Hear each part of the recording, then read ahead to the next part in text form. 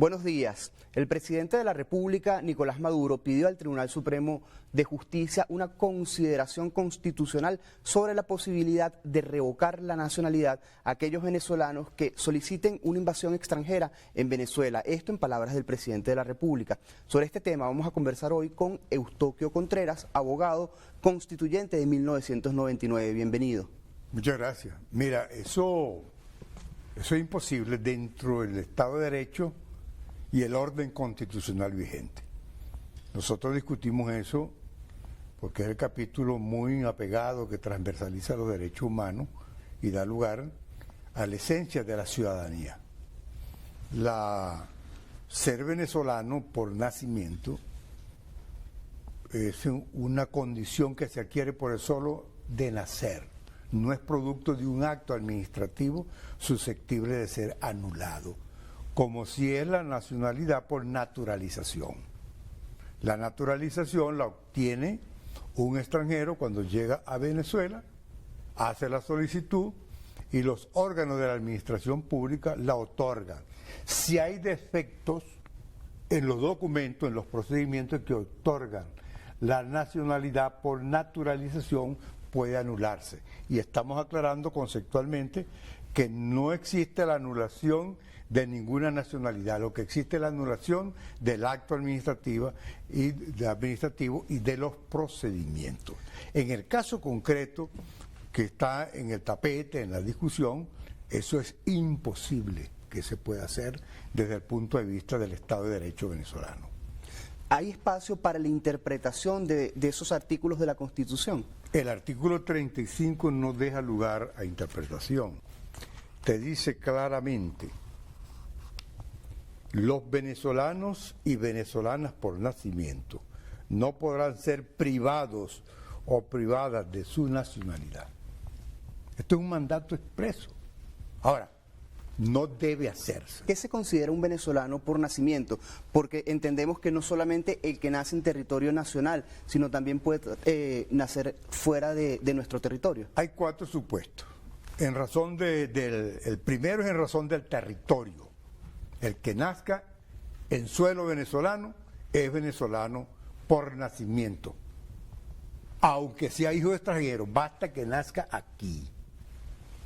Pero hay 3 supuestos más. Puede nacer en el extranjero, pero si es hijo de madre venezolana por nacimiento y padre venezolana por nacimiento, es venezolano por nacimiento, en razón del vínculo de sangre, jus sanguinis. Pero hay 2 supuestos más. Tú puedes ser en el territorio, ya dijimos extranjero, tú puedes nacer en Colombia, en Francia, pero si eres hijo de venezolano, de madre y padre venezolano por nacimiento, lo eres. Pero es que puedes ser hijo por uno de los dos.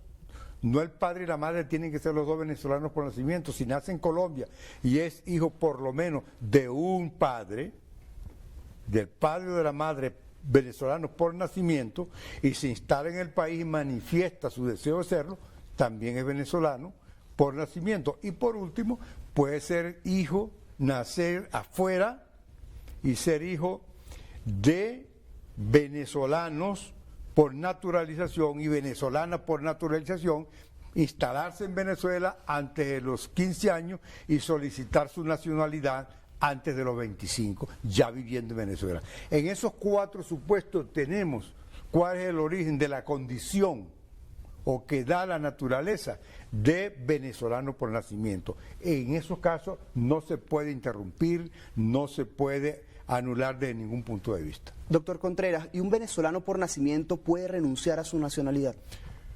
No, eso no existe. Lo que puede existir es que asuma otra nacionalidad. Lo pregunto porque uno de los argumentos principales es que estos venezolanos que están señalados de solicitar invasión extranjera están renunciando de manera tácita a su nacionalidad. No, pero es que la renuncia es un acto expreso y formal. Tú puedes renunciar a tu nacionalidad y la puedes adquirir otra vez con unos determinados requisitos. Lo que no puede haber es expulsión. Ningún país en el mundo, las legislaciones del mundo contemplan más bien un mayor apego, eso es transversal al vínculo territorial o consanguíneo de sus nacionales con las leyes. Y por eso existen las extradiciones. Si alguien comete un delito en Venezuela, que es lo que procede, si una instancia con legitimidad para acudir a los tribunales cree que un venezolano ha cometido un error y está afuera, lo que tiene es que abrirle un juicio y pedirle extradición. No procede otra cosa. Vamos a cambiar de tema. Toda esta situación o esta discusión que se está dando, digamos, en la agenda pública nacional viene dada por un conflicto político entre los venezolanos. Producto de esto también se suspende la Cumbre de las Américas que se iba a celebrar en diciembre en República Dominicana. El argumento principal es que hay profundas divergencias en las Américas que impiden que haya un diálogo constructivo. ¿Cuál es su opinión al respecto? Bueno, en primer lugar, no es la primera vez que, dependiendo de la agenda de los patrocinantes de esa reunión, hacen ajustes en los horarios y en la fecha. En este caso se entiende perfectamente como válido cuando han dicho que necesitan un ambiente mejor para alcanzar los objetivos, producto de diálogo, de acuerdos, y hay una pugnacidad muy grande en la región, y yo creo que tiene sentido posponerla para un mejor momento. Y esa es la naturaleza del problema. También el Papa León XIV se pronunció recientemente sobre la necesidad de que haya diálogo, conversación, negociación y acercamiento, refiriéndose, por supuesto, ante una pregunta que le hace un periodista, al caso venezolano con especificidad. ¿Qué hace falta para que haya diálogo en Venezuela? Hace falta voluntad, humildad, y nunca podemos cansarnos de diálogo, por eso yo apoyo esos requerimientos que ha hecho el Papa. Fíjate que aquí se han desarrollado muchos diálogos. El primer gran diálogo de esta época política fue en el 2003, promovido, auspiciado por el presidente del secretario general de la OEA, César Gaviria, expresidente de Colombia. Una mesa de diálogo y de entendimiento que se convocó en el 2003. De ahí hasta ahora, todos los años hay varios diálogos internos, sectoriales, promovidos por actores venezolanos y actores extraterritoriales, y ninguno ha dado resultado. Porque ¿qué ha faltado? Preguntarás tú. Bueno, reconocimiento. Un diálogo tiene que tener tres aspectos fundamentales. En primer lugar, reconocimiento de los actores.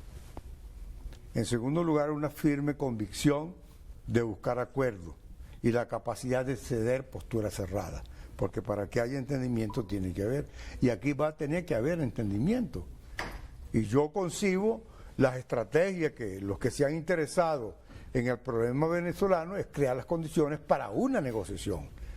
Y yo soy de los que piensan, estoy entre los que piensan que eso va a ocurrir. ¿Qué tiempo falta y qué más habrá que hacer? No sé, pero aquí yo creo que estamos muy cerca de ver que el costo mayor puede significar no negociar. El primer ministro catarí dijo esta semana que había canales de comunicación abiertos con el gobierno de los Estados Unidos y con el gobierno de Venezuela. Sobre esto vamos a comentar al regreso de la pausa comercial. Usted no se aparte de su pantalla, siga con más de Entrevista Venevisión.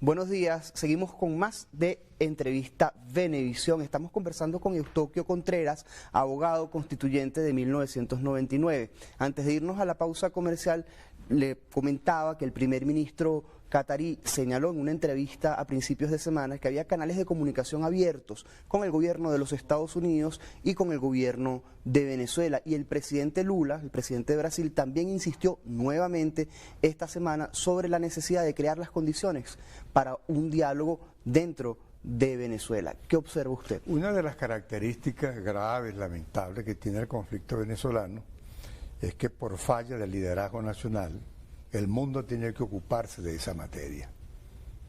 Y a eso se le atribuye de que hay países que están apoyando abiertamente a uno de los actores que tienen posición de gobierno y otros que están... Es un secreto, tú lo has dicho. Lula y Petro están jugando a favor de la permanencia de Maduro en el gobierno, eso hay que decirlo así, al igual que China y Rusia, y lo han hecho espontáneamente porque quieren invadir a Venezuela, no porque esos actores los han invitado a que los ayude. Igualmente no es un secreto que los Estados Unidos y la Unión Europea y otros países están muy atentos a lo que está pasando en Venezuela, por culpa del liderazgo nacional. Si aquí ocurriera un milagro de un diálogo sincero para ponerse de acuerdo, todos esos países quedan con los crespos hechos, como decimos en criollo. Porque eso no puede ser. Aquí cada quien está buscando aliados para fortalecer su posición radical, no para que los ayude a buscar una salida. Y nosotros creemos que la Constitución de la República Bolivariana de Venezuela, en su vigencia y en el acatamiento de sus principios, está el gran instrumento de una salida en este país. También ocurre que entre los actores hay muchísima desconfianza. ¿Cómo se puede construir confianza para que se sienten, digamos, en una mesa y se diriman estos problemas o esta situación, las diferencias, de manera negociada? Mira, más que desconfianza, lo que hay es mucha pobreza, falta de responsabilidad y liderazgo con el país. Ponerse de acuerdo, porque aquí se ha pragmatizado, la política se ha convertido en una mercancía y un negocio. Ahí los principios se pierden, la responsabilidad histórica se pierde, el amor para el país. Nosotros veníamos hablando, desde el punto de vista ético, un buen político tiene que ser equiparable a un buen médico. El médico que con su mística y su responsabilidad en la pandemia va con el enfermo y dispuesto a contagiarse, a no ser indiferente con la salud del ser humano. Pues el político tiene que estar inmerso en los problemas sociales del día a día, más allá de sus intereses particulares. Entonces, esto que tú estás viendo en el país es producto de la pobreza, de la descomposición extrema a que ha llegado el liderazgo del país. Y eso va a tener que tener un fin en cualquier momento. ¿Cómo es posible que yo, en lugar de reconocerte a ti, se quiere una solución a un problema? Tienen que hablar los que están en guerra. ¿Cómo vas a buscar tú la solución a un problema buscando entenderte con los actores que no son los que tienen parte del liderazgo del conflicto? El reconocimiento es fundamental. El liderazgo de la oposición tiene que saber que hay un liderazgo también que está en función del ejercicio del gobierno de la manera que está, pero está ahí y recíprocamente. El gobierno tiene que entender que hay una oposición y un liderazgo que conduce a esa oposición, no inventar una oposición para entenderse. Diputado, en el caso del Ejecutivo Nacional se ha estado preparando para el peor escenario, que es el escenario de la confrontación. Incluso la ley de endeudamiento nacional del año 2026, la ley de presupuesto nacional para el año 2026, digamos, buscan corregir asimetrías producto de la guerra, así lo dijo el ministro para la planificación. Entonces, en ese sentido, ¿hay apertura o considera usted que hay apertura?